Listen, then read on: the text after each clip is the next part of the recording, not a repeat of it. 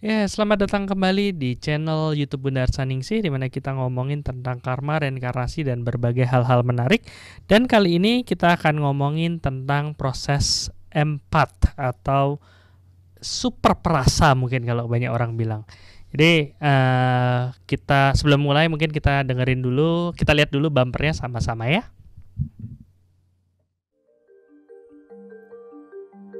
Selamat datang di podcast Karma dan Reinkarnasi. Di podcast ini, Bunda Arsaningsih dan saya, Rasto Mahotama, akan membahas hubungan karma, reinkarnasi, dan kehidupan sehari-hari.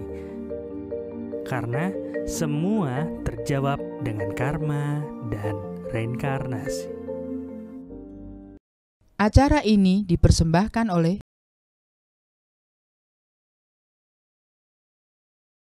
Saya ngucapin selamat malam buat semuanya yang udah online, dari chat udah rame banget. Dan juga selamat malam buat narasumber utama kita, Bunda Arsaningsih. Selamat malam Bunda. Ya, selamat malam Bapak Ibu semuanya. Sudah kangen ya. Mudah-mudahan hari ini lancar ya. Karena tentu semua orang berdoa nih. Mohon doanya biar acara ini malam hari ini lancar dan kita semua dapat berbagi dengan baik.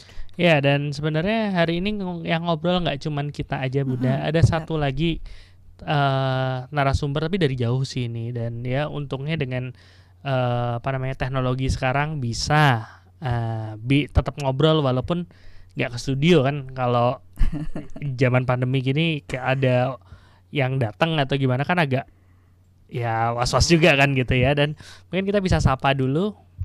Oke. Ya, kita masih nanti kita akan sapa. Ini ada seorang, ini adalah orang yang apa ya? Kalau dibilang praktisi, kalau orang bilang kan kalau saya meditasi praktisi ya. Kalau ini mau dibilang praktisi empat nggak cocok juga. Orang empat, orang yang emang mengalami prosesnya. Tapi sebelum diskusinya mungkin kita sapa dulu aja. Udah bisa?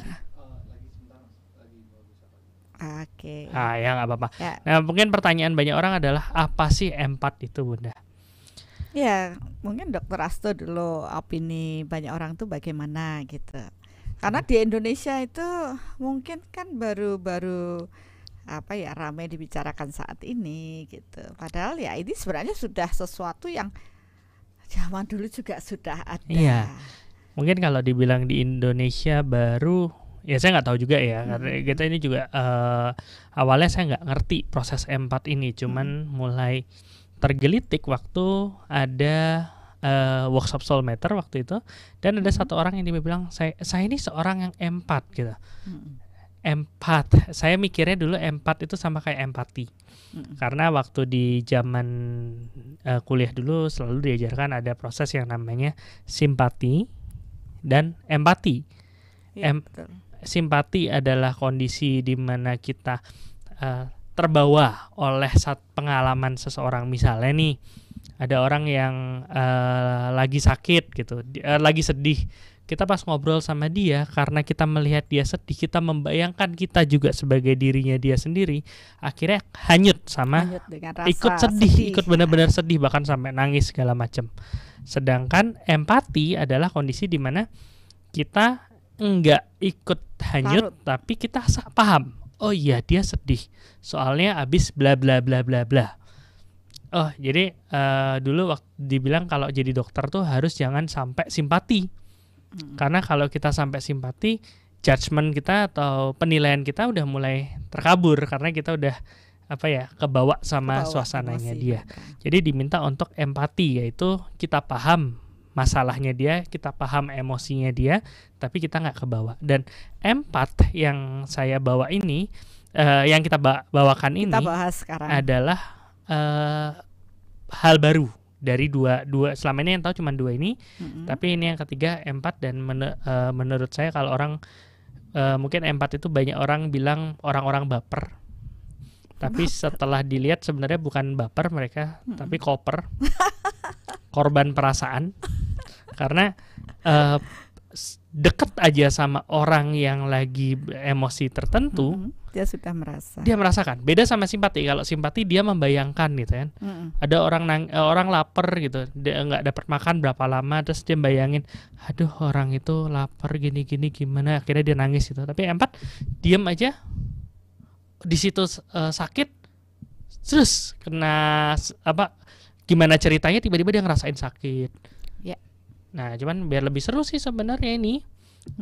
Ada udah bisa ya? Udah bisa. Kita mungkin bisa sapa dulu praktisi empat. Iya. Halo Mbak Rika. Halo. Ya. Halo Dokter Asko. Iya. Halo. Nah, Mbak Rika di mana nih Mbak Rika? Di kota mana? Saya masih di kantor Sih di kantor ya. Jakarta. Jakarta. Jadi beliau ini adalah orang yang punya pengalaman empat seperti itu. Mungkin bisa suruh cerita dulu kali Ya, dikit mungkin ya. Mbak Rika bisa cerita dulu ya berhubungan dengan empatnya.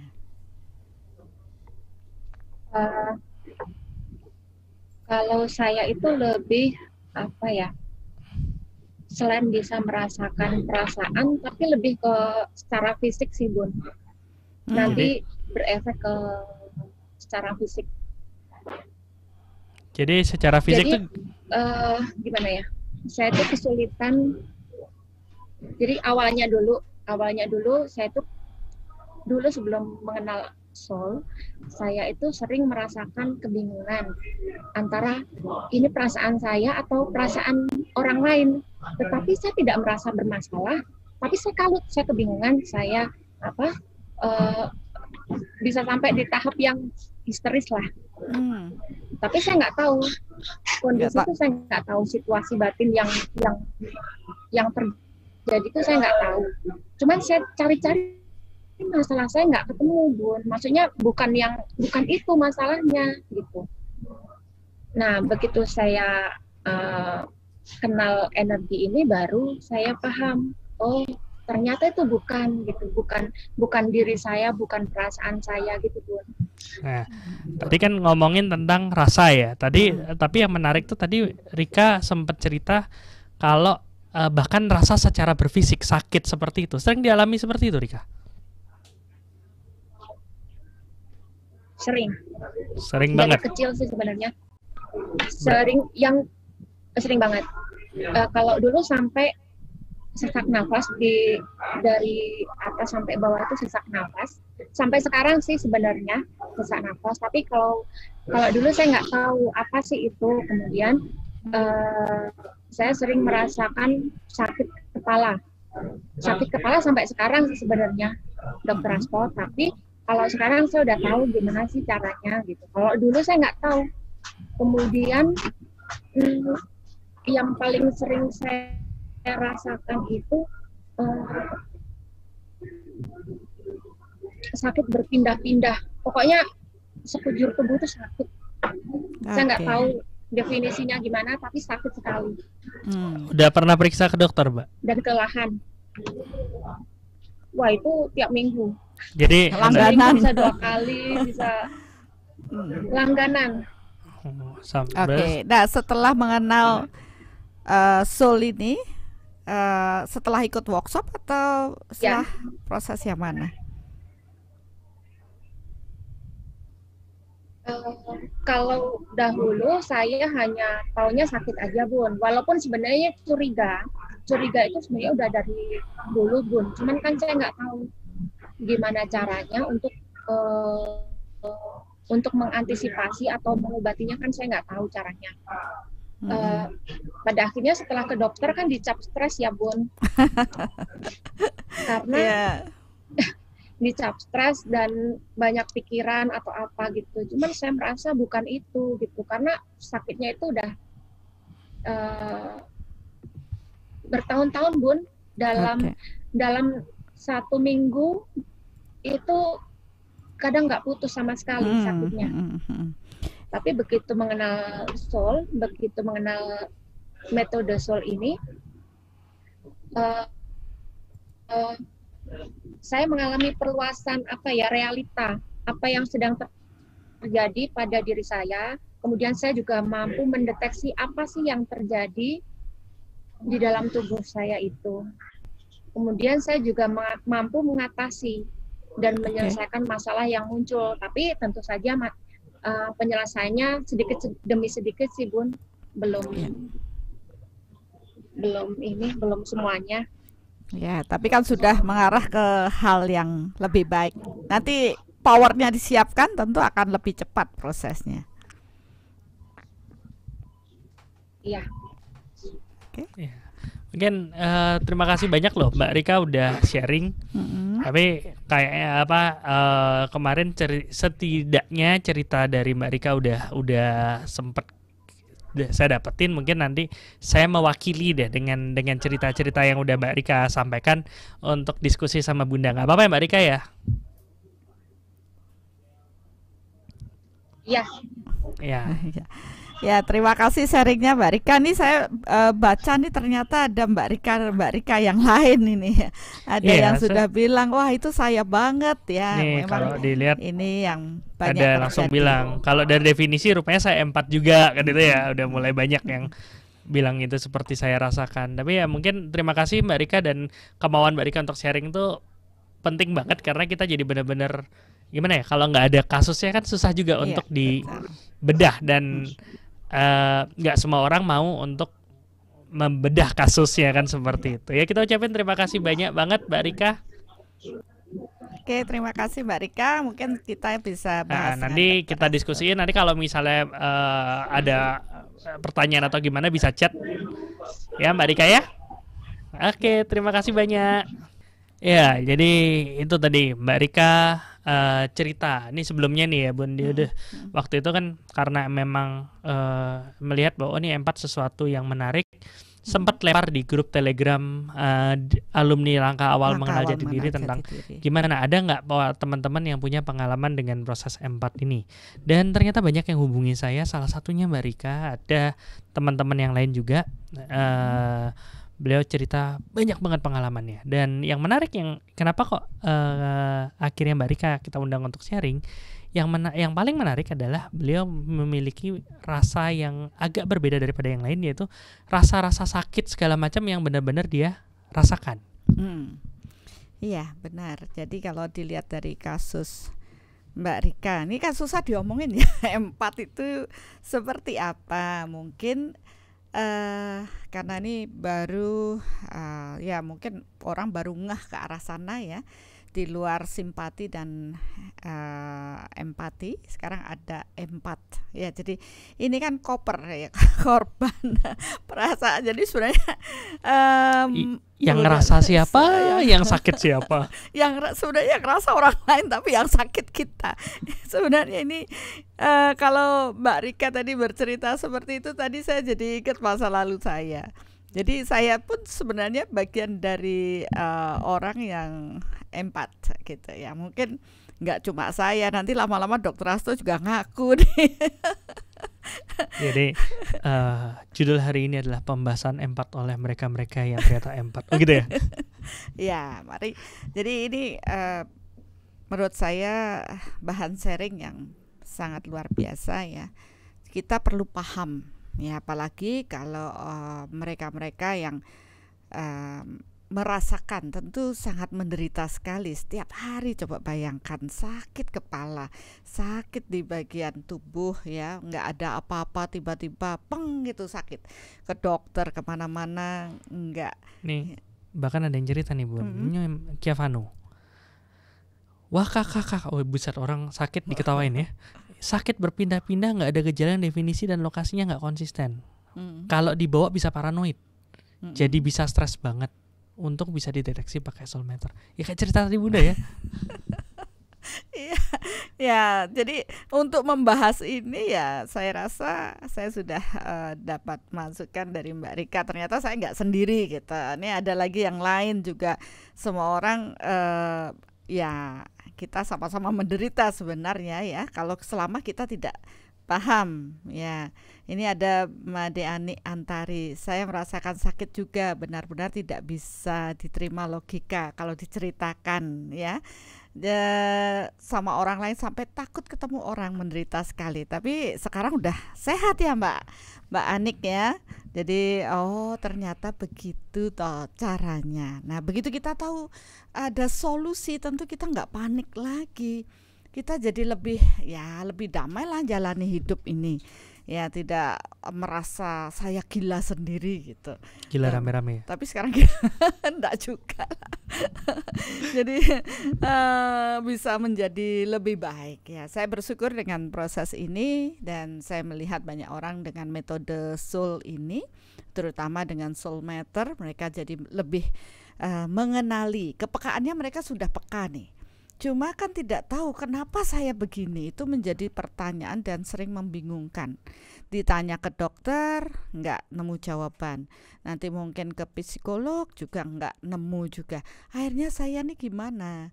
Sampai kadangkala merasa dikucilkan ya oleh orang lain karena dianggap aneh ya. Jadi untuk itulah, karena saya juga merasakan, saya juga mencari jawaban. Saya paham sekali bagaimana rasa tersebut ya, karena saya juga setiap saya pergi keluar selalu sakit kepala hebat yang menyerang. Bunda gitu juga? Oh gitu juga. Mudah-mudahan Dokter Asto tidak ketularan. Jadi tiba-tiba pingin nangis atau teriak sendiri, padahal saya tidak ada apa-apa ini.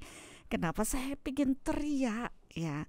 Ternyata itu adalah bagian dari radiasi energi yang ada di sekeliling kita.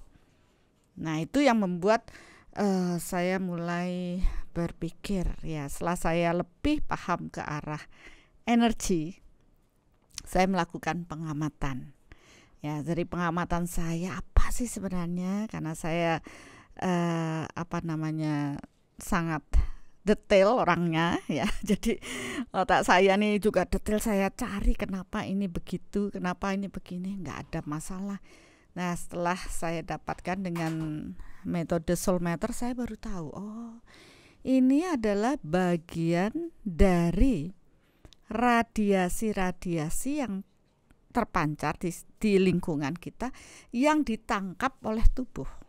Ya, ditangkap radar tubuh kita ini kan punya radar ya, menangkap radiasi, sehingga energi ada sekeliling itu tanpa kita sadari mengotori, mengkontaminasi daripada tubuh energi kita. Nah itu yang sering menjadi rasa sakit ya. Jadi rasa sakit kenapa? Karena tubuh kita super duper sensitif dengan perasaan-perasaan. Nah, di sini setelah saya paham dengan diri saya, kemudian saya bertanya gimana ya?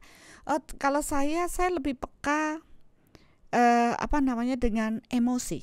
Ya, jadi ada orang mengirim emosi sedikit aja saya sudah sakit. Jadi saya mengamati kenapa saya kok sering sekali sakit pada saat-saat tertentu. Jadi saya ngamati di sekeliling saya siapa ya, apa ya gitu. Semakin paham dengan pengukuran, dengan metode pengukuran soul meter ini, saya semakin mengerti, ini toh diam-diam dia di sana itu mengirimkan marah sama saya. Akhirnya ketangkep ya, begitu ketangkep energinya, saya mulai menyadari gimana ya Tuhan supaya energi ini tidak mengotori lagi tubuh energi saya. Oke. Jadi ya itu pengalaman Bunda kan seperti itu juga. Mungkin pelan-pelan ya Bunda. Oke. Jadi kayak tadi kan Bunda ada cerita tuh kenapa kok bisa. Mungkin nanti kita akan nyampe sana. Cuman yang pertama itu adalah proses apa sih empat itu? Karena ini ada yang nanya Bunda, sama nggak sih empat sama highly sensitive person? Karena di buku yang saya baca, highly sensitive person adalah orang yang sangat mudah sensitif terhadap rangsangan indranya dia sendiri. Mungkin ya bisa dibilang orang-orang yang simpati itu. Jadi dia ada terangsangan dikit dia udah langsung kena gitu. Tapi masih rangsangan berfisik gitu. Kalau empat menurut buku yang saya baca ini another level of highly sensitive person. Kalau highly sensitive person adalah orang yang sangat sensitif. Ini mungkin super duper highly sensitive person. Jadi dia tanpa tanpa ada rangsangan dari indera. Bahkan kalau realita kita sangat terbatas, kita bilangnya nggak ada rangsangan sama sekali. Iya, benar. Makanya saya bilang super duper hyper ultra. Iya. Karena apa? Ini kan bukan dalam kondisi yang ada reaksi dari rangsangan dari orang lain yang terlihat. Ini orang yang tidak terlihat dan orangnya terlihat sih. Orangnya terlihat, maksudnya tidak terlihat dengan indera kita, karena dia tidak ada di depan kita. Orang itu jauh, karena saya pergi keluar kota, orang yang ternyata mengirimkan emosi sama saya tuh berada di luar kota. Berarti kan itu tidak berada dalam sensitivitas dalam indera ya, ketangkep oleh indera. Maksudnya indera panca indera ini, tapi ketangkep oleh indera ya, mungkin orang bilang indera ke-6 lah yang berhubungan dengan proses energi ini. Nah inilah mengacaukan diri kita, membuat kita terus tidak nyaman. Nah kalau terus dibiarkan ya stres berlebih sampai orang mengatakan kamu gila. Nah itu kan lingkungan yang tidak paham kenapa kita mengalami hal tersebut, pasti akan mengira kita tuh berpikir negatif lah, atau terlalu berlebihan atau apa. Lebay, dibilang lebay, dibilang baper. Iya, pokoknya lah itu semua. Dan ternyata ya, padahal ya bukan kesalahan dia. Ya beneran, istilah itu udah bener, korban. Karena korban dari perasaan orang lain gitu. Iya. Kita yang menangkap radiasi dan kita yang bermasalah dalam hidup kita. Nah kan kasihan banget gitu. Nah setelah saya paham dengan itu, karena saya melihat ya sensitivitas orang tidak hanya di emosi, tapi juga ada yang emosi, energinya kasar ya, dan itu biasanya sering menyebabkan kita sakit kepala ya, terutama di bagian kepala atau di bagian tubuh tertentu yang mempunyai level energi di bagian tubuh tersebut rendah. Ya rendah itu berarti banyak ketegangan yang kita miliki, kan membuat energi organ atau tubuh tersebut rendah, jadi energi akan mengalir ke sana dan itu menimbulkan rasa sakit. Biasanya rasa sakit itu kalau ada emosi. Jangan dipikir kita berkelahi nih di sini ya. Kita nggak berkelahi. Oh enggak, misalnya contoh, saya berkelahi sama Dr. Hasto di sini. Maka orang-orang yang di luar Omah Semar ini, itu pun akan terimbas dengan radiasi emosi ini. Apalagi kalau marah kita ditujukan pada si A, si B, si C. Sehingga karena energi mengikuti pikiran, energi kemarahan itu udah langsung terkirim, langsung nemplok-plok gitu di aura, dan itu akan seperti nusuk-nusuk jarum yang banyak yang menusuk dan membuat kita nyeri tiba-tiba tanpa sebab, kesakitan, dan ya itulah yang muncul. Tergantung kembali pada sensitivitas diri kita. Iya, dan itu pun ada beberapa kemungkinan ya. Yang satu, dia tahu bahwa oh ya saya memiliki sensitivitas yang super gitu, maksudnya yang lebih daripada orang biasanya, dan dia tahu apa yang harus dilakukan. Nah kebanyakan orang tuh kan tahu dulu dia sensitif. Ya ada banyak yang orang yang tidak tahu. Ini ada yang baru cerita Bun, Bu Nani Setiorini baru tahu dan sadar. Saya juga sering bisa merasakan emosi orang lain. Bahkan pernah nangis bombay mendadak melihat orang jualan nasi di jalanan. Mungkin dia sedang sedih jualan sepi. Ya itulah contohnya. Ya. Ternyata. Iya, baru tahu. Saya ingat tuh ada satu teman yang cerita. Mereka jalan-jalan ke luar negeri barengan. Satu couple lah. Yang satu ini ternyata adalah seorang empat, seseorang yang sangat sensitif. Karena satu dan lain hal, entah rangsangan yang mana, yang satu ini udah nangis bombay, nangis segala macam. Bukan karena nonton drama Korea. Untungnya bukan. Oh, bukan. Nah, terus yang cowoknya bilang gini, diem gitu kan, jangan nangis terus, aku dikirain aku ngapain kamu. Wah bahaya. Sejalan berdua yang cewek nangis gitu. Habis diapain emangnya nangis? Tahu, ya itu mungkin meledak begitu saja. Nah, rasa-rasa itulah yang sering mengacaukan. Kita cari di dalam orang, saya nggak apa-apa kok, tiba-tiba saja baru datang seseorang, tiba-tiba kita udah cemas ya. Padahal saya tadi nggak apa-apa loh, lagi happy, tiba-tiba cemas. Taunya orang itu lewat bawa energi kecemasan, kita terkontaminasi. Tiba-tiba nggak ada apa-apa, terus kita ketakutan, wah di pojokan gitu, takut gitu. Padahal nggak ada apa-apa. Nggak tahu ada orang yang lewat begitu saja meradiasikan ketakutan. Kita sudah tidak nyaman.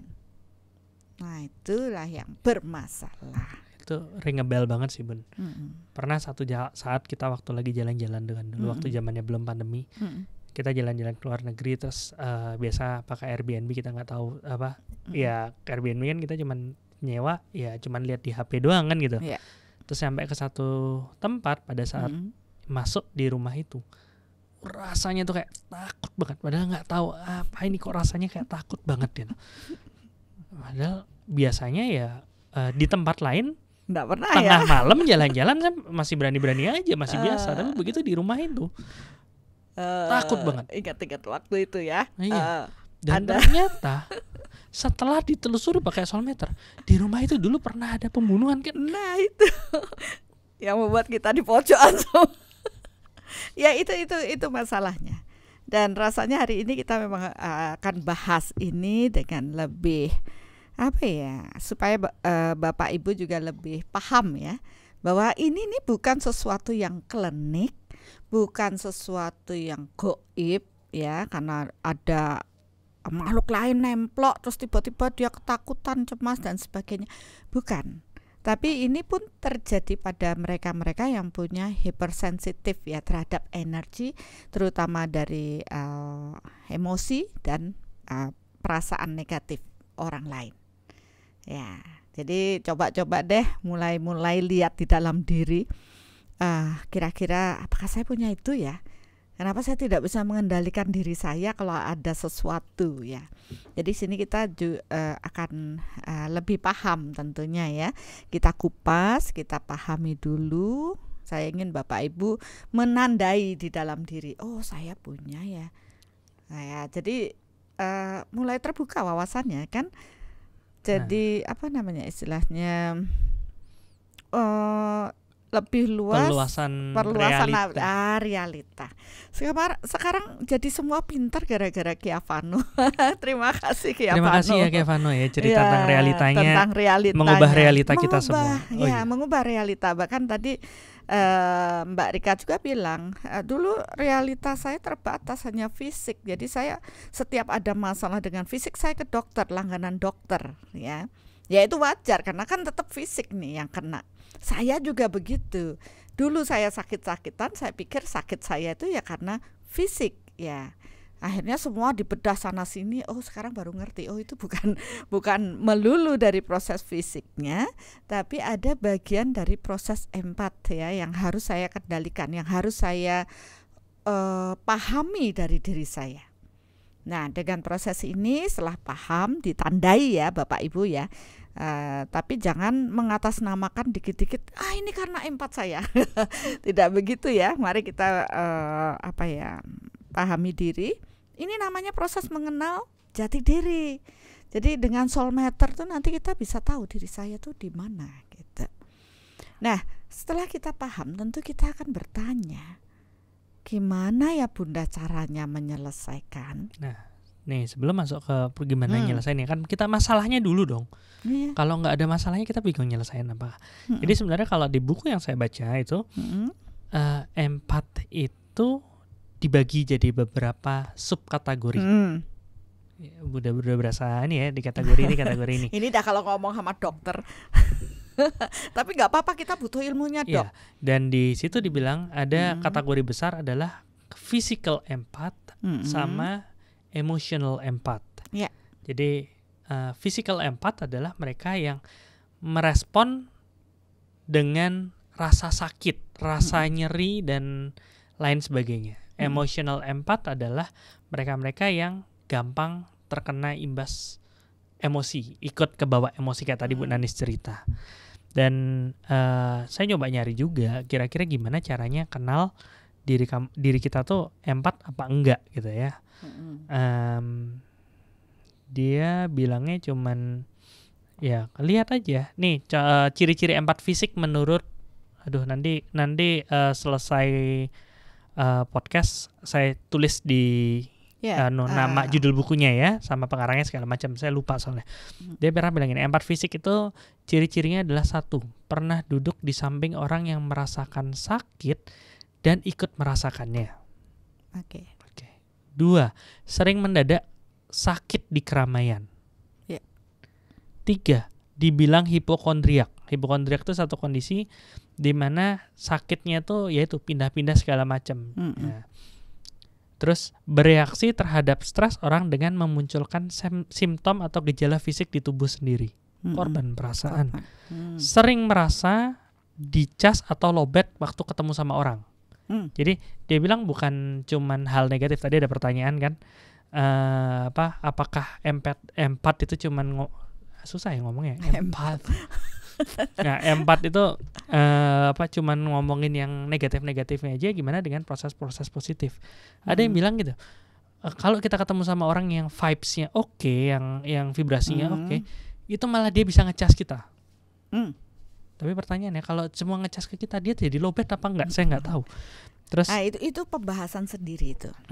Sakit nggak jelas, oke. Sensitif pada gula, alkohol dan makanan yang diproses. Nah, ini saya nggak tahu juga nih. Sensitif pada gula, alkohol dan makanan yang diproses. Itu menurut dia adalah ciri-ciri physical empath. Nah, pertanyaannya kok bisa kayak gitu? Apa hubungannya emosi orang dengan nyerinya kita? Kalau misalnya di kedokteran ada pasti ada reaksi-reaksi. Kita ngerasa nyeri pasti ada sensoris dulu. Ada pencetusnya dulu. Ya kalau kita misalnya tiba-tiba kena ini gelasnya panas, kita pegang, kan ada sensor di sini, ada sensor. Ini ada panas nih, panas bikin injury kan, itu bikin melukai kita. Oke, baru nyampe ke otak, refleks entah otak atau tulang belakang, habis itu langsung ke harus dilepas deh gitu. Kayak baru responnya seperti itu. Sedangkan ini empath, emosinya emosi orang. Emang ada reseptor-reseptor yang bisa menerima emosi orang dan akhirnya malah menyebabkan sakit di diri kita sendiri. Iya, kalau kita bahas tadi kan Dr. Rasto sudah bahas di sisi fisik ya. Kalau saya yang mempelajari proses energi ya memang demikianlah kerja daripada proses energi ini ya. Kita sudah sepakat semua adalah bentuk energi. Bahkan apa yang kita pikirkan itu ada dalam bentuk energi ya, dan itu tersimpan di alam ya, terradiasi dan tersimpan di alam. Nah, bagian dari tubuh kita itu bagian yang mudah menyerap energi ya, bagian yang mudah menyerap energi.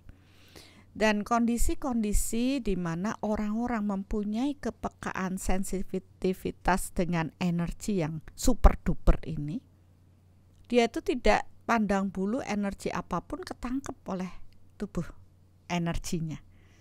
Dan tubuh energi ini tentu akan bereaksi ke tubuh fisik ya, walaupun ada keterlambatan waktu, lag time ya. Jadi tubuh energi terbentuk terlebih dahulu, baru tubuh fisik itu dengan rasa dia baru bisa merasakan.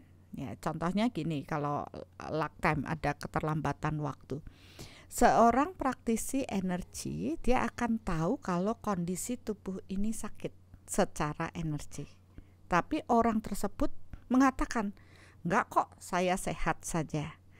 Nah, dalam berapa waktu barulah rasa itu muncul dengan rasa sakit. Ternyata setelah dicek ke dokter, ternyata benar yang dikatakan, organ ini sudah mulai sakit.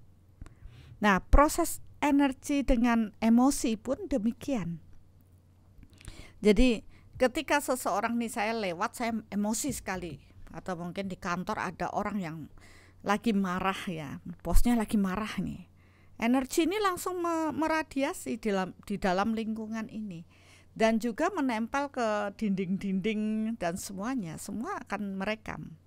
Begitu juga orang yang diniatkan, siapa yang mungkin orang tersebut, saya marah sama Dr. Asto. Dalam benak pikiran saya sudah mengirimkan emosi kemarahan pada Dr. Asto. Ceritanya aja kan ya, jangan di... Oh enggak, saya kan penuh cinta dok.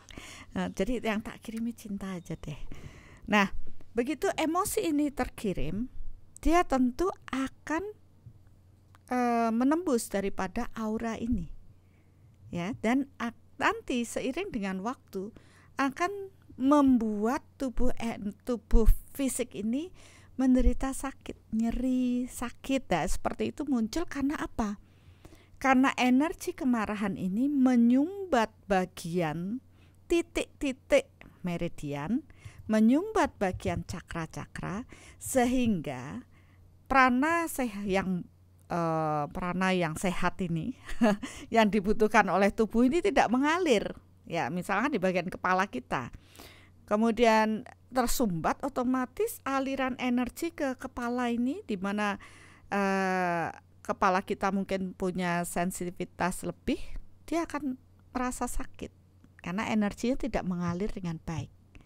Nah, ternyata emosi, kemarahan, kecemasan itu kalau ditelusuri lagi itu sangat lengket dan suka menyumbat jalur-jalur energi di dalam tubuh manusia, sehingga organ pun akan bereaksi dengan rasa nyeri atau sakit karena energi tidak mengalir ke tempat yang seharusnya mengalir. Jadi kalau dilihat orang yang empat itu mempunyai aura yang kotor karena kontaminasi dari luar. Kemanapun dia jalan, ke mall, banyak orang mengatakan saya pergi ke mall kok pulang kok capek gitu ya, low bed atau rasanya kok capek sekali, padahal harusnya ke mall itu saya happy. Kenapa lah? Di mall itu banyak orang stres, banyak ini yang jalan-jalan semua pingin happy ke mall, tapi mereka membawa energi stres ya. Kemudian tanpa kita sadari kita punya kepekaan ini nempel di aura kita. Nah, itu yang menyebabkan munculnya sakit karena tersumbatnya jalur-jalur energi kita ya di cakra-cakra maupun meridian kita, sehingga tanpa disadari itu akan terus menumpuk kalau tidak dibersihkan dan menimbulkan penyakit, sakit. Tapi kalau dicari dengan medis ya nggak ada organnya yang sakit, karena sakitnya karena proses energi yang tidak mengalir dengan baik. Ya, kalau di proses energi di mana ada terjadi penyumbatan, di situ terjadi sakit. Sebenarnya nggak cuma di energi sih Bun, maksudnya saya nyoba bayangin ya yang Bunda ceritain itu kan sebenarnya konsepnya mirip banget sama orang serangan jantung. Orang serangan jantung itu darah mengalir dari pembuluh darah dan darah itu membawa oksigen untuk menyuplai makanan ke sel-sel jantung kan gitu. Apabila ada satu kondisi yang menghambat atau menyetop aliran jantung, aliran pembuluh darah itu, sel-sel jantung ini nggak dapat makanan dan itu akan menyebabkan nyeri jantung kan gitu. Itu kalau di jantung. Berarti sama itu prosesnya. Walaupun ini satu darah yang bawain oksigen, yang satu energi yang dibutuhkan oleh jantung yang harusnya disuplai ya. Terus karena ada energi yang menyumbat ini, akhirnya aliran energi tidak mengalir dan jantung kekurangan energi sehingga timbullah rasa sakit. Nah, itu sebenarnya. Okay. Nah, siapa duluan nih? Ya. Ya, pertanyaan gini. Orang mungkin nih teman-teman udah dengerin gitu ya ceritanya, terus ya orang-orang udah dengerin ceritanya, cuman akan muncul pertanyaan gini. Ada dua jenis dua jenis orang nih. Yang satu, wah itu gue banget, wah itu gue banget, wah itu saya banget, wah itu saya banget kan gitu. Jadi akhirnya mulai mikir, jangan-jangan saya empat, jangan-jangan saya empat kan gitu. Atau yang kedua adalah Masa sih? Mungkin sih kalau empat seperti itu. Kalau saya sih enggak kan itu. Nah pertanyaannya, apakah kejadian tadi di mana ada emosi sekitar kita nempel di dalam aura kita, nempel di aliran-aliran energi kita, terus menyumbat, terus bikin sakit, itu hanya dialami oleh mereka-mereka yang super duper ultra highly sensitive person itu, atau sebenarnya itu terjadi ke semua orang? Itu terjadi pada semua orang, ya. Saya mengamati itu terjadi pada semua orang. Cuma kembali, kalau mereka super duper sensitif dengan energi, dia akan cepat merasakan, lebih cepat dia bereaksi tubuhnya, energinya. Tapi mereka yang bebel, ya mungkin orang bilang kulit kebo, dia tidak merasa. Jadi dia ya cuek aja. Emangnya gue pikirin. Ya bersyukurlah buat mereka di satu sisi mungkin dengan kondisi tersebut. Tapi lama-lama paparan kontaminasi ini juga mempengaruhi pasti tingkat kesehatan kita. Kita pasti akan merasa sakit tertentu karena kotor di aura kita. Ya. Jadi apapun yang kita bicarakan ini sebenarnya akan bermanfaat ke semua orang. Ke semua orang. Tapi akan sangat bermanfaat bagi mereka-mereka yang koper ini, yang yang empat, yang bahkan dilabeli sebagai empat. Itu. Semuanya ya, ini bahagialah yang kebal bebal Mbak Sandi. Ya, bahkan ada yang bilang kalau di buku itu dia bilang kalau orang empat tuh banyak dibilang disuruh mencari kulit, disuruh nebelin kulit. Gimana cara nebelin kulit? Ya karena nggak bisa. Orang-orang yang empat itu sebenarnya kenapa dia mempunyai super duper sensitivitas terhadap energi? Ini kan harus dicari kan. Lah kenapa Tuhan menciptakan sama-sama manusia kok ada yang bebel, ada yang sensitif? Ini ternyata berawal dari proses pertumbuhan spiritualnya, gitu. Proses pertumbuhan spiritual. Ya, pertumbuhan kesadarannya. Jadi sensitivitas itu muncul karena mereka di past life, ya, mereka itu sudah bertumbuh dengan proses energi. Mereka sudah paham, mereka sudah mungkin mempelajari dalam proses tersebut tahapannya, sehingga sensitivitas mereka terhadap energi mulai meningkat. Ya. Cuma kan sekarang meninggal, lahir lagi dia nggak tahu harus gimana. Dan itu yang menjadi kebingungan. Padahal mereka harus melanjutkan lagi tahapan proses belajar mereka. Oke, berarti bisa dibilang kayak gini ya. Bisa otak saya jadinya kayak ke analogi nih. Kayak orang kalau misalnya hidup di dekat tempat pembuangan sampah misalnya kan gitu. Dia nggak akan ngerasain bau karena dia memang sudah terbiasa dengan proses bau. Tapi kalau orang yang sudah biasa tidur di pedesaan yang udaranya seger banget, bawa ke tempat yang bau seperti itu, dia akan menderita banget. Nah, orang-orang yang tadi Bunda cerita itu adalah orang-orang yang dulu sudah berusaha memurnikan diri segala macam, sehingga dia bisa dibayangkan sebagai orang yang tinggal di daerah yang udaranya itu udah bersih banget. Begitu lahir nggak bisa milih kan, lahirnya di mana. Tapi kan itu proses untuk dia melanjutkan lagi perjalanan jiwanya. Jadi yang sekarang ini, kenapa sih sekarang baru ada anak indigo, anak kristal, anak apa, anak-anak ya termasuk anak empat ya, hiperaktif dan semuanya. Sebenarnya mereka ya kan seperti yang sudah dinubuatkan pada mendekati akhir zaman ini, akan diturunkan jiwa-jiwa yang mempunyai kesadaran yang lebih tinggi karena mereka harus cepat kembali pulang gitu. Harus cepat menyatu dengan kekuatan Tuhan. Dia harus menyelesaikan masa akhir proses jiwanya untuk kembali pulang. Ya, ini tanda-tandanya kan seperti itu. Nah, kembali apakah di sini ada wadah untuk membuat mereka bisa memahami? Di sini kan banyak kebingungan kan? Bahkan kasus empat aja sebenarnya banyak kasusnya, tapi mereka juga belum tahu harus kemana, bagaimana gitu. Ya inilah akhirnya kita harus mempunyai kesadaran, oh ya ini jiwa saya loh sudah bertumbuh, saya harus membekali diri saya dan saya harus menyelesaikan ada solusi untuk proses diri saya ke arah yang lebih baik. Ya, terutama ya bisa paling tidak yang bisa kita lakukan, kita menyadari bahwa kita punya proses jiwa kita sudah bertumbuh, Kak. Dengan proses ya kalau di langkah awal mengenal jati diri itu sudah masuk di jiwa yang berkesadaran lebih ya, jiwa tua ya, yang cakra-cakranya sudah bertumbuh, yang harus paham bahwa kemana mereka harus kembali pulang. Nah setelah mereka sudah paham, tentu mereka membekali caranya gimana supaya dalam kehidupan ini kita lebih nyaman. Ya itu tadi maunya saya loncat ke solusinya.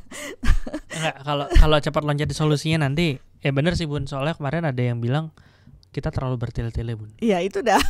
Tapi ya mungkin terima kasih yang sudah memberi masukan ya, bahwa podcastnya agak terlalu panjang ya mungkin pembahasannya, karena saya ukur lagi apakah saya terlalu bertele-tele dalam proses ini dan membuat orang jenuh dan bosan gitu ya. Ternyata kehendak Tuhan ya saya harus menyampaikan demikian. Karena apa? Proses spiritual adalah proses pengulangan. Harus diulang lagi, harus diingatkan kembali. Karena proses bertumbuh yang ini membutuhkan apa ya? Yang menangkap tuh bukan hanya logikanya saja. Maksudnya secara logik, tapi kesadaran jiwanya yang ditumbuhkan. Jadi butuh ya dipahami dulu ya, kemudian ayo naik kelas lagi step by step. Ya mudah-mudahan kita membatasi ya, saya juga berupaya supaya lebih cepat prosesnya, to the point. Tapi kadangkala karena banyak pertanyaan, saya juga kasihan kalau tidak dijawab. Maka mari kita bertoleransi saja ya, membuat proses podcast ini nyaman. Yang mau belajar ya ayo, kalau yang menganggap ini belum pas ya sudah, nggak apa-apa, mungkin ada waktunya nanti untuk sampai pada tahapan ini dan memahaminya ya. Ini ada yang bilang malah Bun, Bunda bukan bertele-tele, malah kurang durasinya Bun. Waduh, nanti kita lelean atau mekemit. Oke, jadi nggak apa-apa ya, kita buat agak panjang, maksudnya ya bukan sengaja dipanjang-panjangin, tapi ya supaya runut gitu ya. Setuju? Okay. Oh ya setuju. Saya sih setuju Dokter Rasto. Teman-teman gimana? Ya kita jalan aja dulu. Jalan aja deh.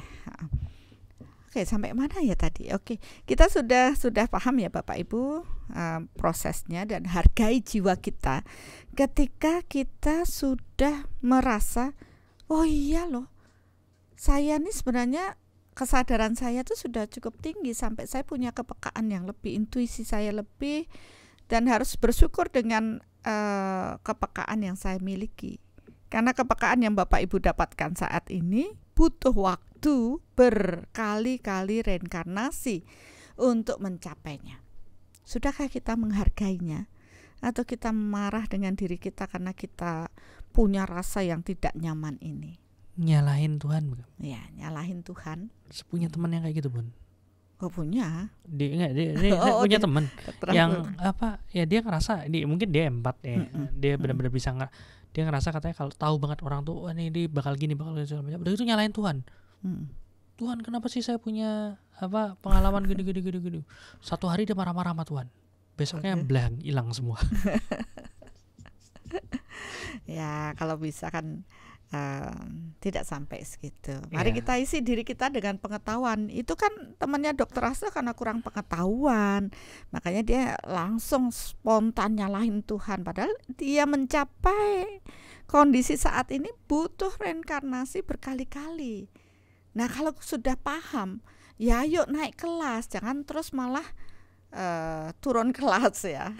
Jadi kita tingkatkan lagi kesadaran kita, dan saya bersyukur ya secara perlahan-lahan podcast ini mengedukasi banyak orang untuk paham dengan proses energi. Ya tidak hanya urusan fisik aja. Ya sekarang kita kombinasikan seperti tadi, dari sisi medisnya demikian, dari sisi energinya demikian. Jadi kita terbuka, wawasan kita tidak sempit lagi, dan tentu ada solusi kan. Nah, udah boleh nih ngomong solusinya atau belum? Boleh sih kayaknya Bun. diukur aja Bun. Kalau misalnya emang ternyata masih perlu ada yang dibahas nih sebelum ke arah solusi, ya kita coba cari dulu nih kan kalau soul meter bisa diukur nih. Sudah ke solusi belum? Belum, oke. Dan yang pasti saya ngucapin terima kasih banyak buat teman-teman yang udah mau sharing di di chat, karena ya itu pancingan juga buat kita. Dan kita bisa bisa jadi lebih tahu kira-kira bagian mana yang perlu digarisbawahi lagi kan gitu ya. Oke, sekarang kita ngomong lagi balik ke empath nih. Sebenarnya kalau di buku yang saya dapetin itu ada yang mereka bilang science of empath. Jadi kenapa sih seseorang itu bisa merasa empath? Dia ada beberapa teori yang diberikan. Mungkin kalau dibaca disebutin teori agak terlalu menjelimet ya. Cuman dia poinnya dia ada yang satu, dia bilang karena dia melihat orang dan saraf-sarafnya itu mengikuti apa yang dilihatnya, itu dianggap sensasinya dia sendiri. Ada yang bilang bahwa orang itu ada electromagnetic field-nya. Jadi semua orang tuh ada electromagnetic field-nya. Di situ semua emosi segala macam terpancar. Jadi kalau kita deketan sama orang itu, ya kita akan kena. Itu mirip seperti yang Bunda jelasin. Ada beberapa lagi lah. Cuman saya yang tertarik sama yang electromagnetic field itu. Cuman pertanyaannya, Bunda, yang tadi ceritanya Bunda, Bunda tinggal di kota A, Bunda lagi keluar kota. Orang yang di kota A ngirimin emosi. Kalau di buku ini dibilang salah satu cara supaya terbebas dari emosi segala macam adalah jauhin orang yang ngirim. Karena kalau dekat kita ada di electromagnetic field, bahasa susahnya aura deh. Kan ya hal yang sama kadang-kadang disebut dengan banyak hal kan gitu. Ya itu sebenarnya sama aja kayak aura. Nah, begitu kita keluar dari jangkauan aura itu, ya kita akan terbebas. Tapi di pengalaman Bunda, Bunda menjauh, bahkan beda kota, apa orang ini auranya sampai melewati batas-batas kota segala macam apa gimana? Ya ini deh namanya kita opini orang boleh-boleh saja. Tentu dia menulis sesuai dengan kemampuan pengamatan, hasil pengamatan beliau ya. Saya sangat hargai itu, dan ini malah menguatkan dari apa yang juga saya lakukan dalam proses pengamatan secara energi. Ini khusus langsung to the point aja, sudah energi ini. Nah, kalau kita paham dengan hukum-hukum energi yang berlaku di alam ini, maka kita akan tahu semuanya. Oh, ini karena hukum yang ini. Oh, ini terjadi karena hukum ini. Oh, ini terjadi karena begini dan begitu. Jadi kita paham ya. Realita kita juga lebih luas karena dengan energi tidak ada batas ruang dan waktu. Nah, untuk itulah ya saya juga tidak bisa membagikan di sini semuanya karena itu adalah materi workshop. Jadi kayak tadi Mbak Rika paham jadinya karena itu ada di workshop kan, bagaimana dengan tubuh kita, energi kita dan semuanya. Jadi memang kalau ada, bukan bagaimana, rasanya penting sekali kita memahami sisi tubuh kita yang tidak hanya berfisik ini, tapi sisi tubuh kita yang energi ini. Tadi ada belajar, ada energi, ada proses energi lah, ada banyak yang ditawarkan orang. Ya, kalau memang sejenis menarik sejenis ya pasti mereka akan ke sana. Dan lebih banyak sih orang berpikir hanya menjadi penyembuh baru kenal energi. Padahal tidak demikian. Menata kehidupan kita sehari-hari butuh pemahaman energi. Sehingga dengan ini solusinya akan kita dapatkan.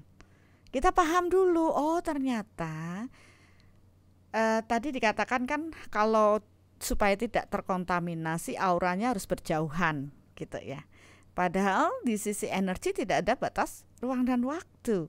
Ada di kota yang berbeda, tapi ketika emosi dia kirimkan dengan pikirannya, energi mengikuti pikiran, ya langsung nyampe dan terjadi kontaminasi tersebut. Ya, ini yang sering tidak dipahami orang. Terus siapa yang mengirimkan ke saya? Nah, selama kita berada di alam bebas ini, Ya, energi ini kan kemana-mana kan terus bagian dari energi. Ada dua hal. Orang-orang di sekeliling kita yang tanpa kita sadari lewat itu kan juga meradiasikan energi. Positif entah yang negatif ya kita tangkap. Ya. Kemudian yang lebih menyakitkan adalah energi yang diarahkan dengan pikiran. Ya itu tadi, kemarahan, kecemasan ibu terhadap anaknya, terlalu cemas sama anaknya, aduh anak saya belum pulang nanti gimana.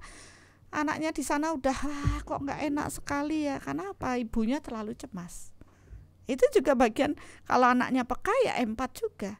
Anak hiperaktif, dia sebenarnya tenang, tapi tiba-tiba ada pengenergi yang membuat dia tidak bisa diam. Nah begitu kita selesaikan, energinya dibersihkan, ya mulailah dia tenang ya, karena kita juga merawat anak-anak yang seperti itu. Nah begitu orang tuanya paham, dia ikut menjaga energi anaknya, ya semua menjadi lebih baik. Jadi itu ya, berarti ya memang nggak bisa cuman terbatas ruang nggak bisa dilihat cuman dari, ya tergantung realitanya. Kalau realita kita cuman bisa ngelihat ini ya, oh ya di sekitar ada ini, kita masuk ya kita terpengaruh. Ini ada pertanyaan bagus sih Bun. Kalau dikait dari Kioni, nggak tahu baca gimana ya, maaf ya kalau ada salah baca nama ya. Tapi kalau dikaitkan dengan karma dan reinkarnasi, bukannya artinya kita juga berkarma dengan orang tersebut sehingga harus menjadi koper karena perasaan orang tersebut atau lingkungan tersebut, itu gimana Bunda? Ya pasti, kalau ini lebih didetailkan lagi kan pasti ada karma-karma yang terbentuk. Nah makanya kenapa berkaitan pada proses solusi tadi. Saya belum ngomongin masalah solusi, tapi ini sudah singgung ke proses karma reinkarnasi, penyelesaiannya dengan penyelesaian karma tadi gitu. Boleh nih Dok, saya sudah. Bukan saya yang diukur aja. Kalau saya sih oke-oke aja. Ayolah. Oke, sekarang saya akan bahas nih, paling nggak kan sudah paham ya bahwa energi itu mengikuti pikiran. Jadi hati-hati, baru berpikir sedikit buruk atau emosi itu sudah terkirim kepada orang tersebut dan menyakiti mereka. Ya. Nah, dari proses inilah saya paham, oh ternyata dia lagi marah sama saya, ya sudah. Apa yang saya lakukan? Yang saya lakukan adalah dengan proses memaafkan dan meminta maaf, yaitu tadi penyelesaian karma dan reinkarnasi. Berarti ada hal yang belum terselesaikan antara saya dan dia, dan saya memaafkan mereka dan minta maaf. Karena dengan proses memaafkan dan meminta maaf, tali yang terhubung dengan mereka akan terputus. Ya, tentu ini butuh power. Jadi kenapa powernya yang membuat kita bisa melakukan ketika orang tersebut terhubung dengan kekuatan Tuhan secara energi.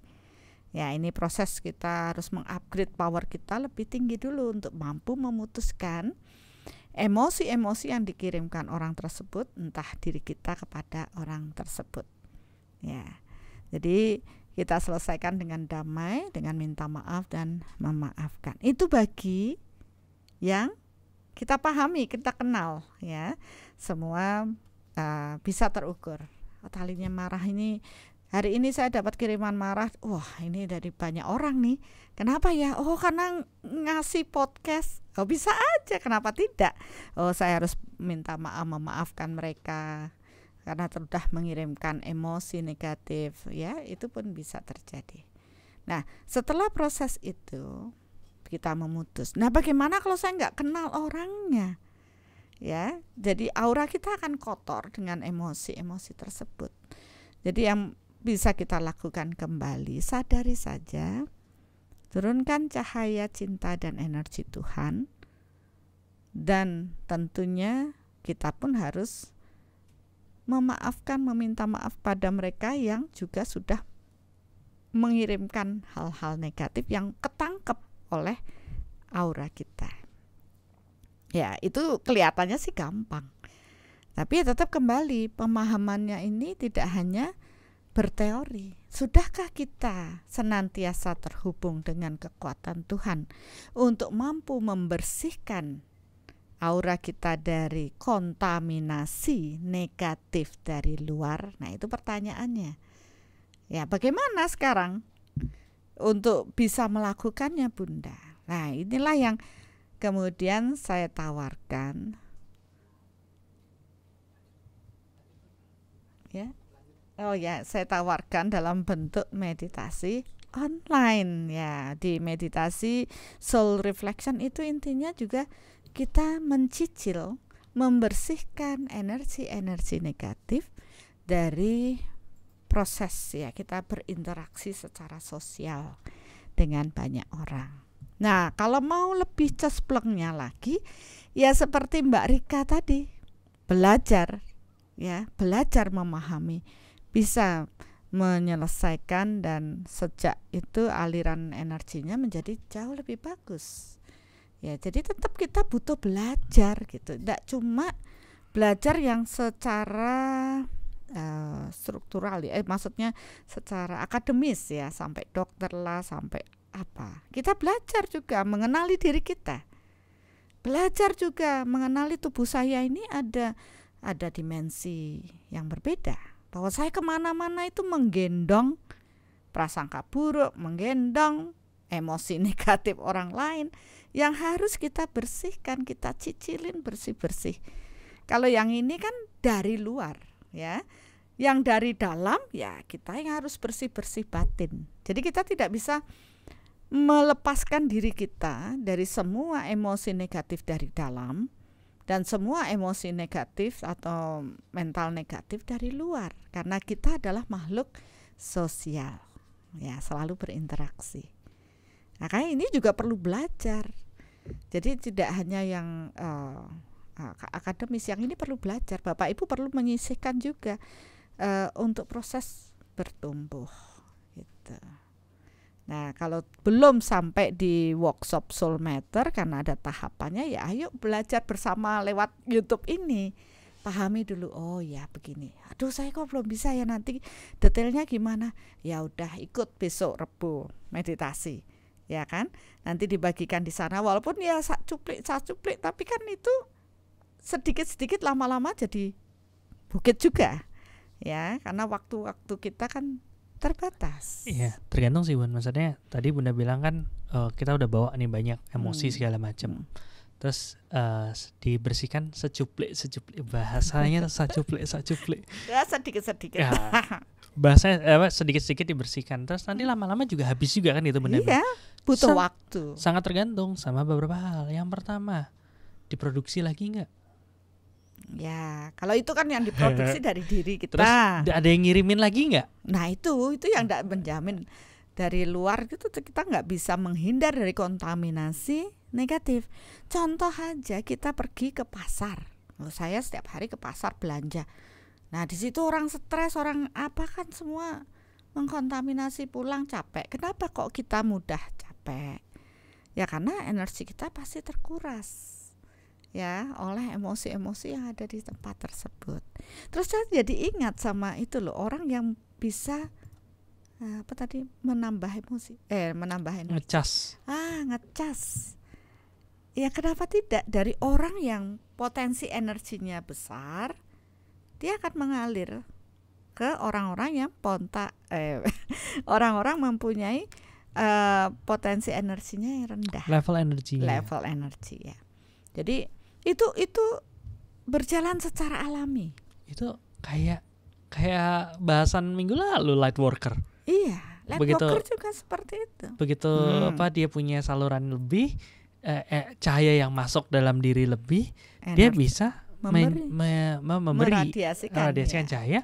Orang-orang yang highly sensitif, yang empat ini dekat sama dia atau mungkin bareng sama dia, dengan bantuan cahaya ini bisa mengurai kegelapan yang lain. Betul. Oleh karena itu dikatakan bahwa orang suci, ya suci di mata Tuhan, bukan sucikan manusia ya.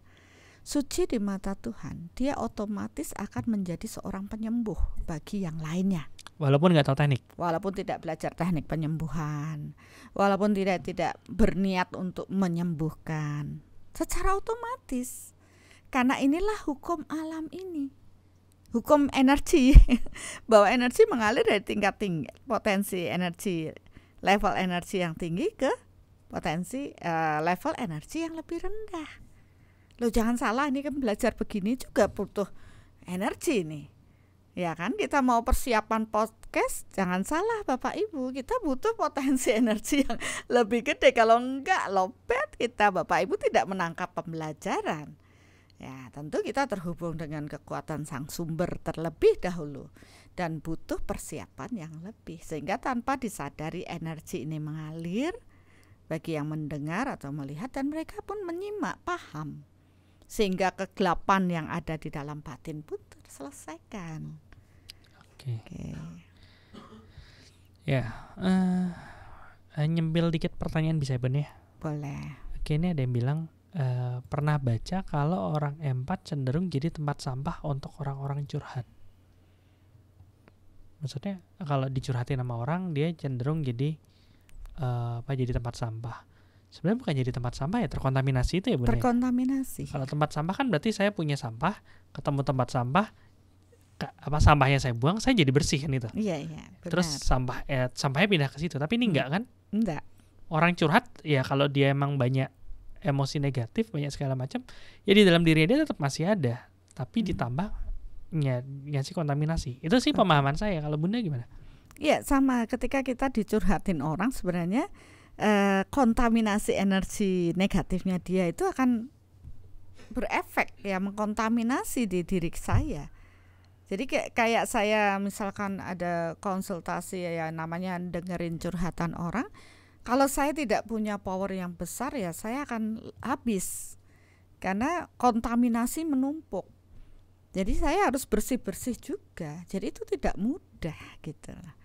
Nah, supaya kita terhindar dari proses tersebut, kita bisa menyikapi hidup kita menjadi lebih baik, pahami hukum energi yang bekerja di alam ini.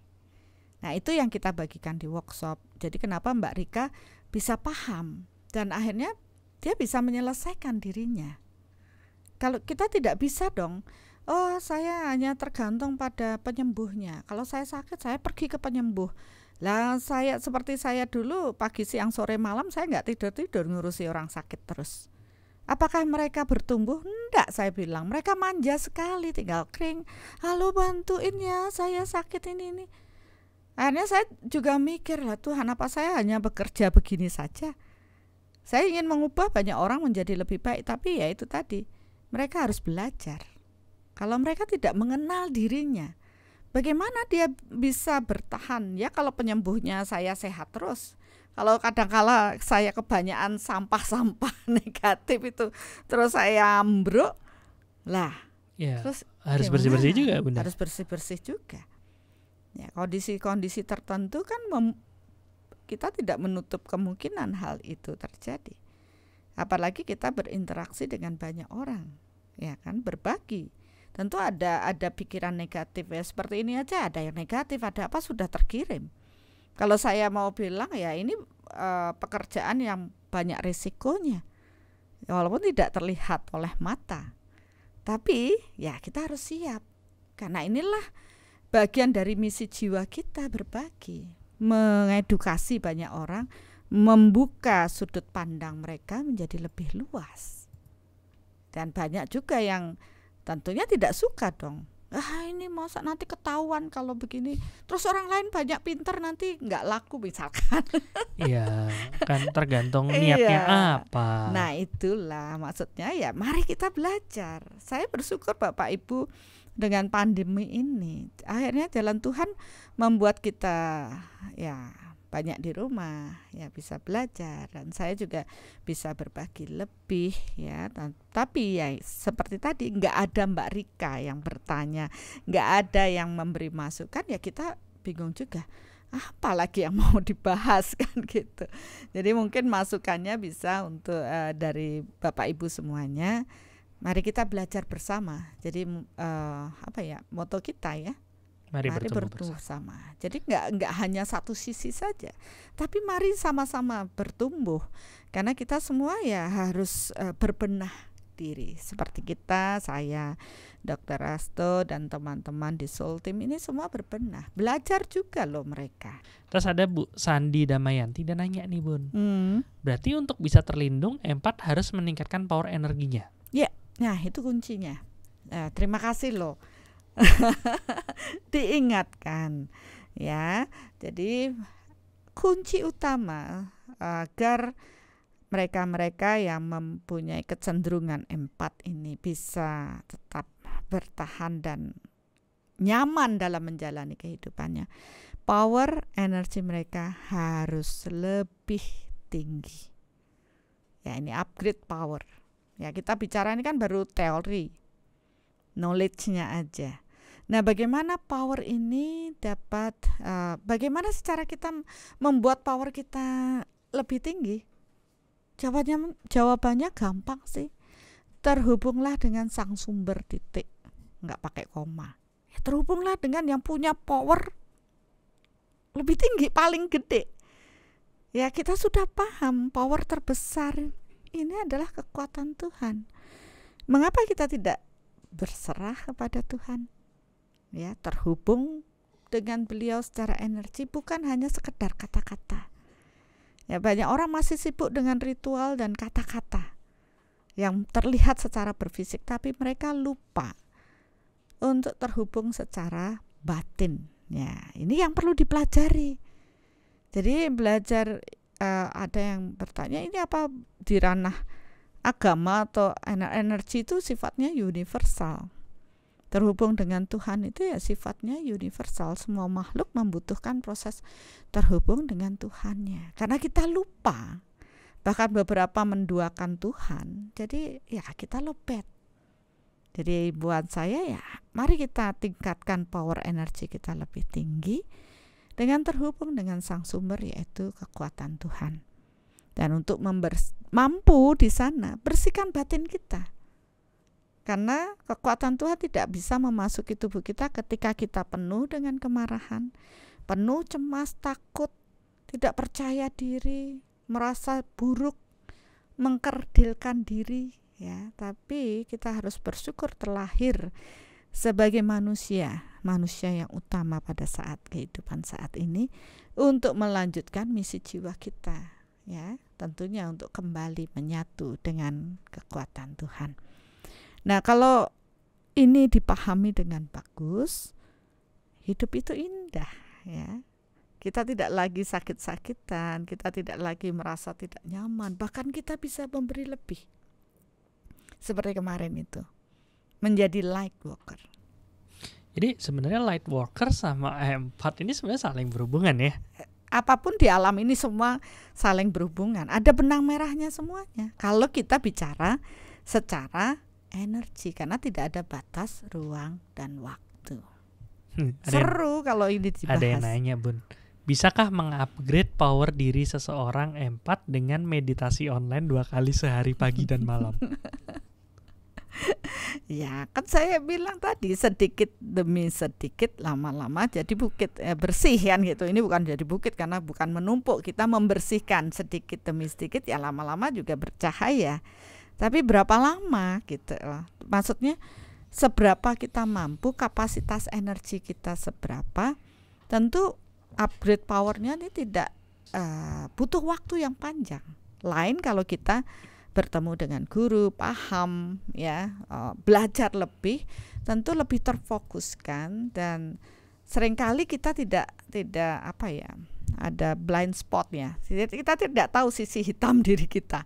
Tapi kita butuh tuntunan orang lain, guru, untuk paham lebih dalam proses itu yang membantu kita mengetahui kegelapan-kegelapan di dalam diri. Ya, ini ada tambahan sih dari Mbak Rika.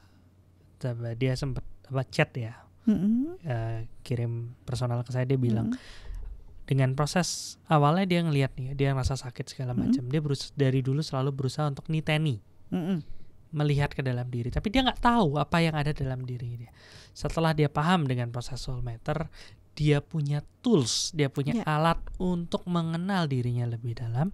Dan dengan proses yang dibagikan di workshop soul matter juga, dia punya power lebih untuk bisa membersihkan hal-hal yang sudah dia identifikasi tersebut. Hingga akhirnya waktu yang dia yang dulu dipakai untuk berusaha sendiri bersih-bersih perlu waktu lama, ini jauh lebih cepat. Dan kata dia karena memang banyak yang dia bawa ya, setidaknya dalam waktu yang sama dia bisa membersihkan lebih banyak. Itu sih katanya beliau. Saya kok merinding. Ya, itu kan dari yang sudah mengalami ya. Jadi kenapa orang yang sudah mengalami ketika dia sharing, berbagi, itu akan power kekuatannya itu bisa membuat kita wow gitu. Ya, terasa. Makanya di kemarin Narasi episode 1 tuh sebelum pandemi, itu yang orang banyak bilang, kok kayaknya actingnya bagus atau gimana? Bukan acting ya, karena itu adalah mereka-mereka yang memang punya pengalaman itu gitu ya. Ya, dan hari ini kita juga berbagi yang punya pengalaman itu. Ya, termasuk saya juga. Saya juga sebenarnya. Ya, mudah-mudahan dengan sharing kita dengan Mbak Rika, kita bertiga ini bisa membuka wawasan Bapak Ibu ya. Tetap jangan berkecil hati dengan rasa yang tidak nyaman. Jadi kita paham, berarti ada kontaminasi energi yang menempel di aura saya yang harus saya bersihkan. Ya, saya sudah berbagi dengan meditasi online ya. Jadi itu mungkin bisa membantu sebelum Bapak Ibu punya kesempatan seperti Mbak Rika untuk ikut soul matter ya. Saya rasa ini memang kebutuhan semua manusia ya, paham dengan proses pengukuran dulu dengan energi. Karena saya melihat di luar banyak orang paham energi, tapi pengukurannya yang sering tidak akurat. Karena apa? Masih melibatkan ego mereka. Ya, jadi melibatkan ego mereka. Jadi ya karena energi sifatnya mengikuti pikiran, dia sudah mengintervensi hasil dulu, sehingga pengukurannya itu menurut dia benar, belum tentu itu adalah kebenaran di alam ini. Sedangkan dengan soul matter kita benar-benar membuat kita netral terlebih dahulu. Nah, proses netral ini yang sebenarnya paling sulit ya. Tapi dengan metode soul matter nanti akan diajarkan, dan proses netral ini sebenarnya membawa power yang lebih tinggi. Ya, karena dengan ini kita bisa mengukur kebenaran di alam ini. Oke, dan saya waktu riset lama saya untuk baca-baca waktu sebelum ngomongin empat nih, banyak banget strategi-strategi yang disebutkan di internet lah, di internet atau di buku-buku, seperti setiap ngerasa dia berbeban segala macam, dia ngucapin mantra, Bunda. Mantranya adalah baliklah ke yang ngirim, baliklah ke yang ngirim, baliklah ke yang ngirim, gitu misalnya gitu. Atau dia bayangin banyak tali, putusin semua. Gitu. Ada yang bayangin, ada pelindung keemasan. Ada yang dia harus napak bumi, harus tiduran di rumput supaya dibantu segala macam. Itu sebenarnya nggak salah ya, tapi dengan power yang lebih, prosesnya itu akan jauh lebih cepat dan ya lebih efek gitu. Ya, kadang-kadang kan mereka hanya pikir mutus-mutus kapasitasnya, powernya cukup enggak untuk memutuskan. Nah, itu kan perlu ditanyakan.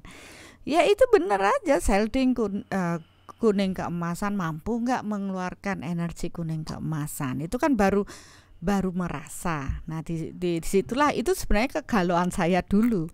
Karena saya merasa, loh, katanya begini, tapi kok enggak ada gitu.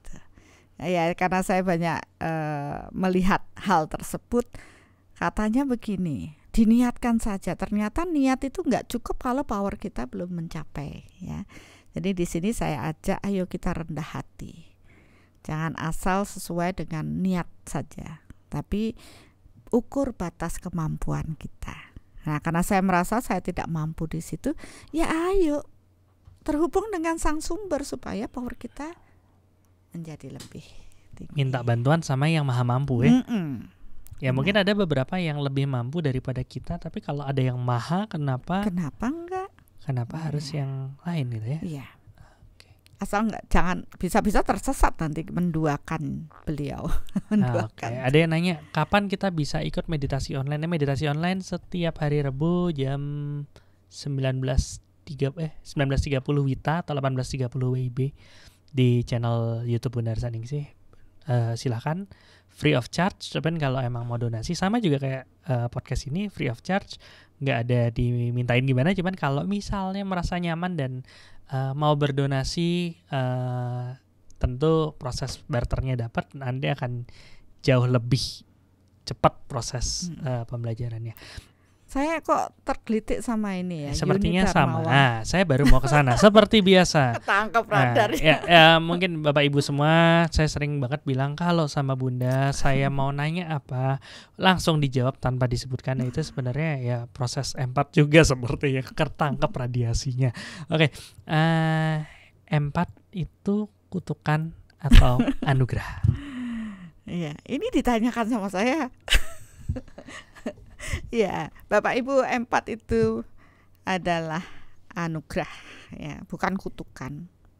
Lah kok enak kalau dikutuk untuk hal yang baik, ini sebenarnya bagus kan? Cuma kita aja yang belum melihat itu sebagai sesuatu yang luar biasa. Ya, kalau saya yang paham dengan proses energi, bagaimana jatuh bangunnya jiwa untuk bertumbuh sampai tahapan ini, saya akan mengatakan kamu sangat bersyukur mempunyai kepekaan dengan energi. Itu loh, banyak orang di luar sana yang masih bebel, belum mau memahami proses energi atau belum mempunyai kepekaan di situ.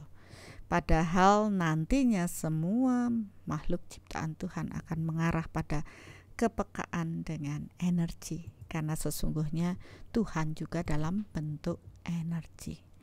Bagaimana kita bisa mengenal Tuhan kalau kita tidak paham dengan energi? Ya, karena Tuhan tidak berfisik.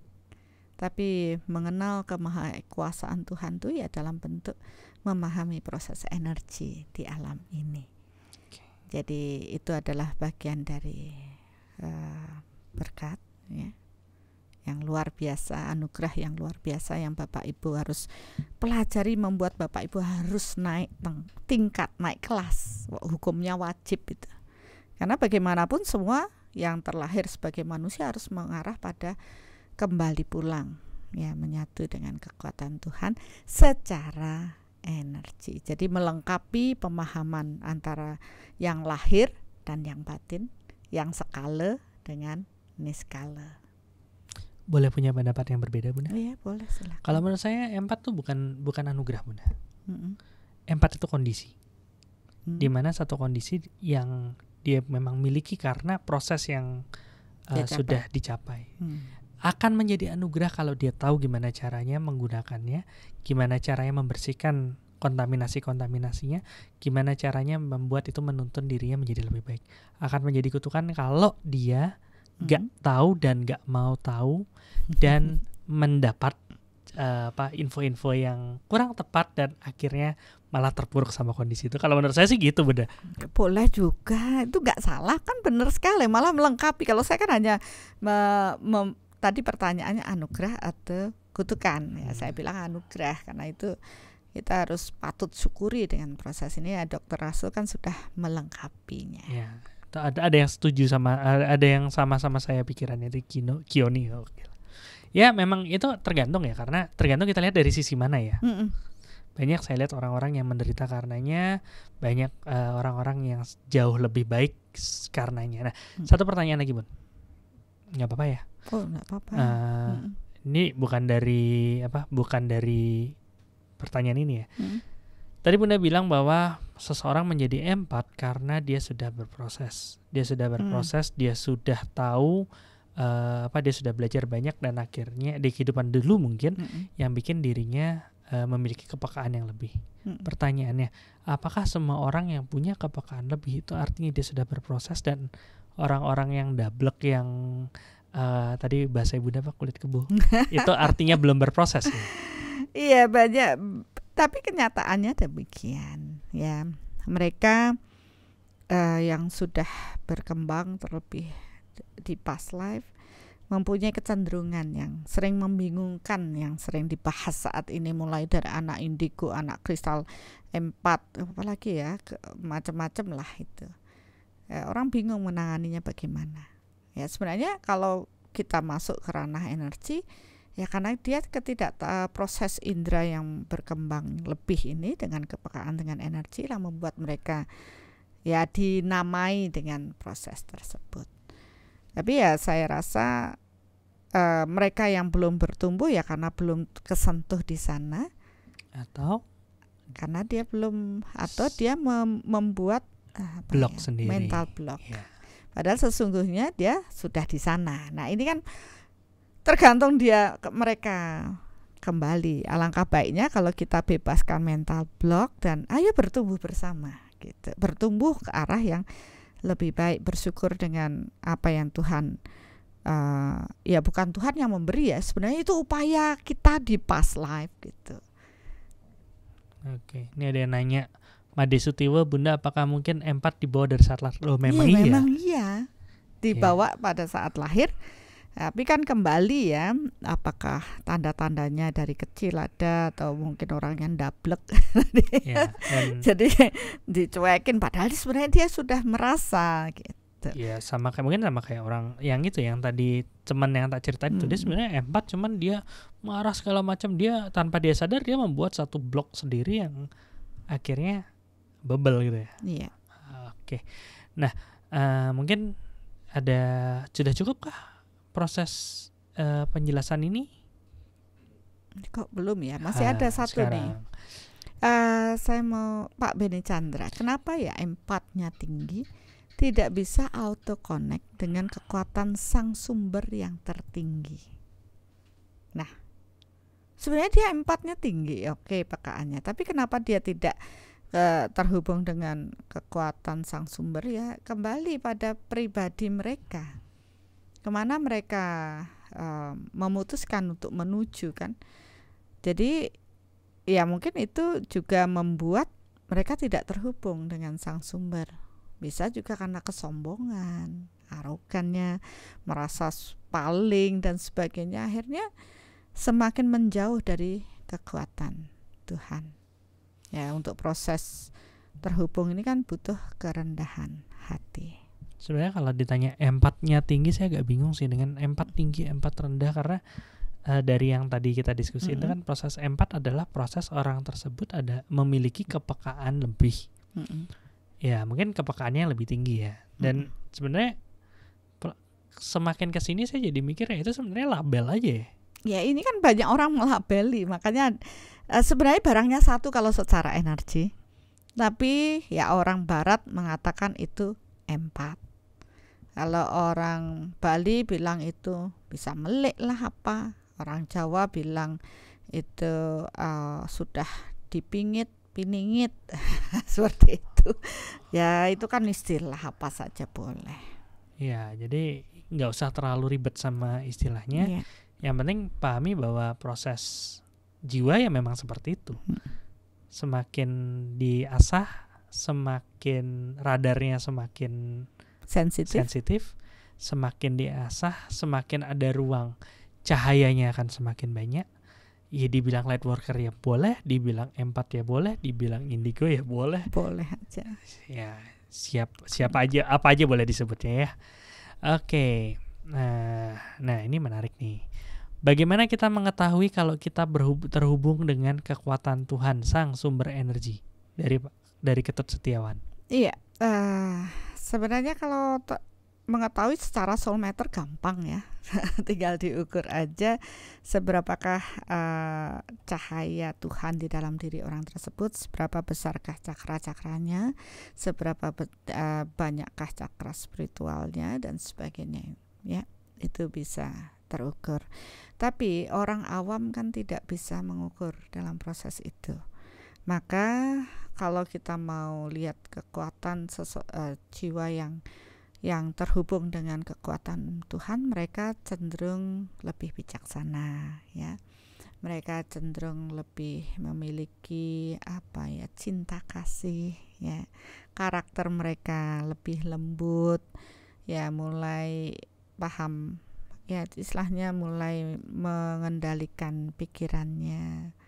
Tentu ya itu tadi, karakter mereka ke arah yang lebih baik. Kalau di kedokteran dikenal sebagai sign and symptom, maksudnya kita nggak bisa ngelihat sesuatu cuman dari simptomnya doang. Jadi mungkin yang disebut sama Bunda itu kan ya kelihatannya gitu, tapi untuk pasti ya memang harus terukur. Ya, terukur secara energi ya. Kesulitannya memang selama ini orang nggak tahu gimana cara ngukurnya. Nah, tapi dengan Soulmeter ya ada realitanya bisa lebih luas lagi. Benar. Karena semua meradiasi dan yang meradiasi itu semua bisa diukur. Pertanyaan lagi Bun, ini mungkin perlu penjelasan juga. Mana ya tadi ya? Sebentar. Made Suwarmandewi. Apakah orang yang sering kerauhan, di sini dia nanya kerauhan leluhur, cuman saya pengen jelasin lebih luas aja, kerauhan, kesurupan, trans, apapun itu bisa disebut dengan empat. Iya, kalau kita bicara tadi empat yang dia menangkap rasa, kalau ini kan berbeda kalau saya lihat ya, Bu, maafkan saya tidak mengatakan itu sebagai bagian dari empat kan yang kita bahas dengan berfisik sakit secara fisik ya, karena kan kita bahas ini nanti lain waktu kita bahas ya itu trans. Ya mungkin yang dari konten yang sudah ada yang berhubungan dengan trans itu ada yang entah apa yang merasuki diriku itu yang karma reinkarnasi season 1 sebelumnya mungkin bisa ditonton, atau yang channeling juga mungkin bisa. Ya, channeling itu masuk lebih banyak ke proses channeling ya. Kalau ini kan kita bahas dengan radiasi emosi, mental ya. Nah, satu hal lagi Bun, kalau ngomongin empat tadi ngomongin emosi itu kan ada emosi negatif, emosi positif. Salah satunya adalah emosi positif yang kita tahu adalah cinta nih. Ntar lagi ini kan bulan Februari Bun. Ya. Nah, ini ada satu ini kali ya, mungkin bisa dilihatin ya, kita bikin satu event yang ngomongin tentang energi, yaitu energi cinta. Dan di sini kita labelnya dengan ini baru cinta, yang ngomongin tentang gimana sih proses cinta itu sebenarnya, meradiasinya seperti apa, energinya seperti apa, pengaruhnya seperti apa.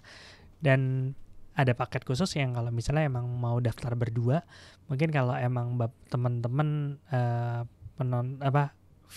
subscribernya YouTube Benar Sani sih, kalau mau info lebih jelas bisa langsung ke soul.co.id/Valentine ya. Dan atau kalau mau nanya-nanya bisa langsung ke nomornya yang ini, nomor yang ada di layar 081138901111. Mungkin untuk ngomongin empat yang sampai saat ini sepertinya sudah mulai terjawab semua, sudah ya sih, nilainya udah 10 nah, nih, itu sudah cukup. Ya kan, kalau dengan Soulmeter kita bisa ukur nih kira-kira yang harus perlu dibahas seperti apa. Ya sudah mulai lebih jelas. Semoga Bapak Ibu mendapat dimensi baru, mendapat pemahaman baru, lebih mengerti diri dan proses untuk mengenal diri lebih dalam lagi.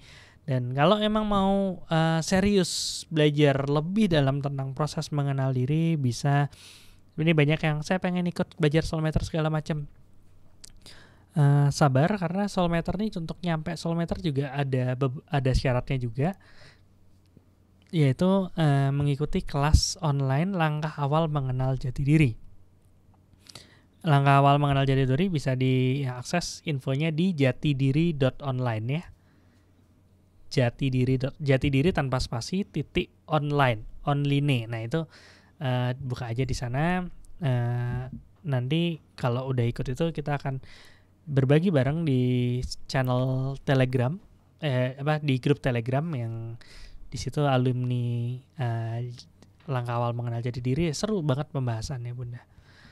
Mungkin itu, dan saya pengen nanya kata-kata penutup mungkin dari Bunda. Ya rasanya Dokter Asto yang nyiapin. Maksudnya saya mau nyari itu dulu, Bunda ya dulu ya. Iya, rasanya sih saya sudah bahas semuanya Bapak Ibu. Mungkin dari pertanyaan saya tidak bisa jawab semuanya, tapi poin-poin dari proses 4 sudah mulai dipahami. Dan bagi saya pembelajaran yang hanya 1 atau 1,5 jam ini memang belum cukup mengisi. Ya, jadi kita mungkin akan lanjutkan pada pembelajaran berikutnya. Tapi ada 1 poin yang perlu saya ulang ya, saya ulang terus-menerus ulang. Apapun itu, bersyukurlah kita telah diberikan ya, terlahir dengan kondisi 4 ya, yang merasakan, walaupun kita awal merasa menderita karena apa yang kita bawa dari proses kelahiran kita, tapi sudah ada titik terang untuk kita paham bahwa ini adalah suatu anugerah yang luar biasa dari proses berjuangnya jiwa kita di past life. Dan apabila kita paham ya dan mau belajar bertumbuh, maka ini akan menjadi suatu hal yang besar yang bisa mengubah hidup kita, dan kesadaran jiwa kita dapat bertumbuh untuk lebih mengenal Tuhan. Ya, sejatinya kita rindu dengan kekuatan Tuhan, dan inilah jalan yang kita bagikan. Teruslah terhubung dengan kekuatan Tuhan, dan dengan terhubung dengan Sang Sumber, kita akan mampu menghadapi semua proses hidup kita dengan damai. Ya, udah ketemu yang tak cari. Karena nulisnya minggu lalu, jadi udah mulai agak lupa-lupa gitu. Ya, ini sempat saya nulis juga tentang prosesnya. Mungkin bisa dibantu, Deva. Mereka tak mengerti bahwa diriku tersakiti hanya dengan emosi, hanya dengan amarah. Walau tak berdarah, rasanya daging ini terbelah. Kepala serasa pecah, lelah seperti habis diperah. Apa ya? Sakit menderita banget. Lebih baik ku sendiri, bukan untuk berlari. Ku hanya mencoba melindungi diri dari ancaman yang tak kau sadari setiap hari kau beri. Nah, setiap ketemu orang tanpa sadar, mereka ngirim emosi segala macam. Kesana kemari berobat, bahkan ku coba untuk bertobat. Mereka bilang aku empat tanpa solusi yang tepat. Nah, ini banyak yang bermasalah karena ini. Tapi kini tak lagi ku berlari, karena semakin mengenal diri, ku pahami ini adalah rasa dan energi. Ku olah rasa agar dapat berdiri lagi. Olah rasa gak mudah, dengan power hanya sewadah. Namun semua akan lebih ringan saat izinkan Tuhan turun tangan. Wow. Ya, memang kita harus terhubung dengan Sang Sumber, dan biarlah kekuatan Tuhan bekerja di dalam diri kita. Ya, mungkin itu inti dari pembahasan yang panjang. Mudah-mudahan gak bertele-tele. Ada beberapa yang nanya, tapi pertanyaannya yang tadi udah sempat kita bahas di atas mungkin nanti bisa ditonton lagi. Dan untuk yang baru join di di channel ini, nanti bisa subscribe dan like supaya lebih banyak yang nonton juga. Dan mungkin kita perlu waktu beberapa saat, nanti akan diupload di podcast, audio podcast, nanti bisa dinikmati di situ. Wah, itu saja mungkin. Terima kasih Bunda. Ya, terima kasih Bapak Ibu semua yang sudah menyimak, yang tetap setia. Terima kasih juga Mbak Rika yang yang sudah sharing. Ya. Saya paham sebagai seorang empat, sharing itu nggak mudah, karena ada emosi segala macam. Tapi yakin karena beliau sudah paham juga dengan proses soul matter, bisa membersihkan diri ya. Sama seperti kita habis podcast harus bersih-bersih juga. Ya, sampai ketemu lagi di pembelajaran berikutnya. Ya, sampai jumpa lagi dan mari bertumbuh bersama. Mari bertumbuh bersama.